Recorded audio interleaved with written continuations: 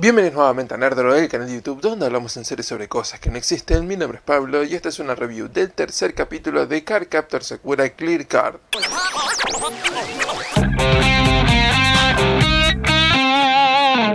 En estos dos últimos episodios empecé a notar mucho más presente uno de los miedos que tenía antes de arrancar la serie de Cardcaptor Sakura, porque mientras estaba leyendo el manga notaba que había capítulos que no tenían básicamente contenido, donde sí las páginas estaban llenas de acontecimientos, pero en verdad lo que se narraba era muy poco, era mínimo y se sentía a veces estirado. Hacer eso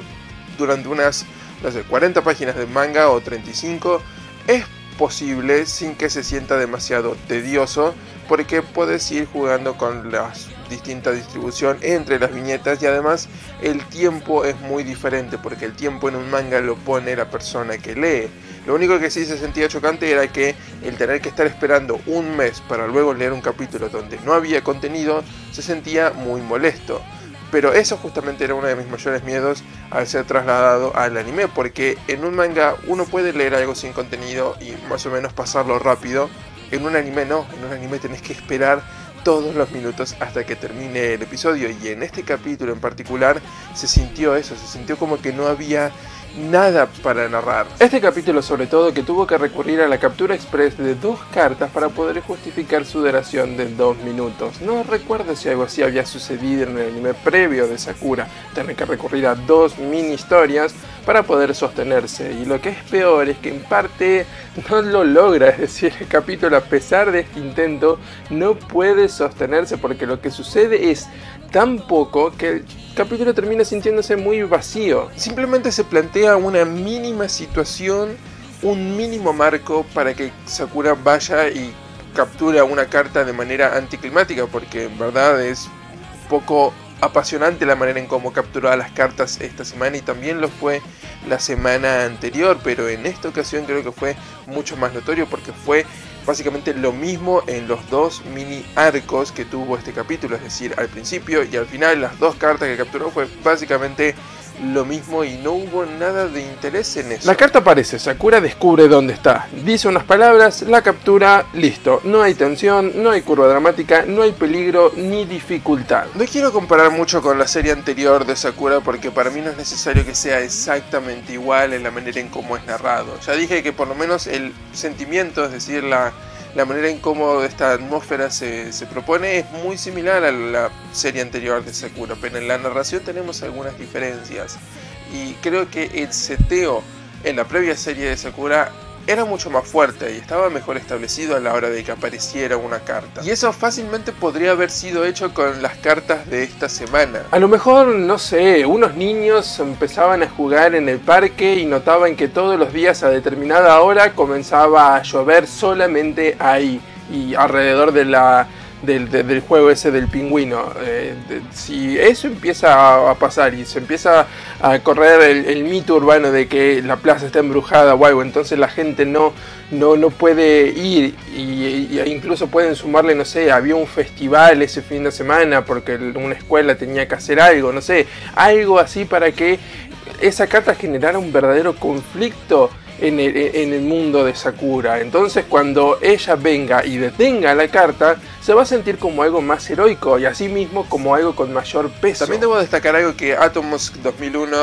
comentó en los comentarios precisamente del video anterior que hice sobre el capítulo 2 de Cardcaptor Sakura, donde me preguntaba si no era cierto que las cartas previamente en la serie anterior de Sakura, según él recordaba, tenían algo que ver con lo que le estaba pasando al personaje en ese momento, temáticamente tenían alguna relación, lo cual es cierto para la mayoría de los capítulos de Cardcaptor Sakura. La carta que aparecía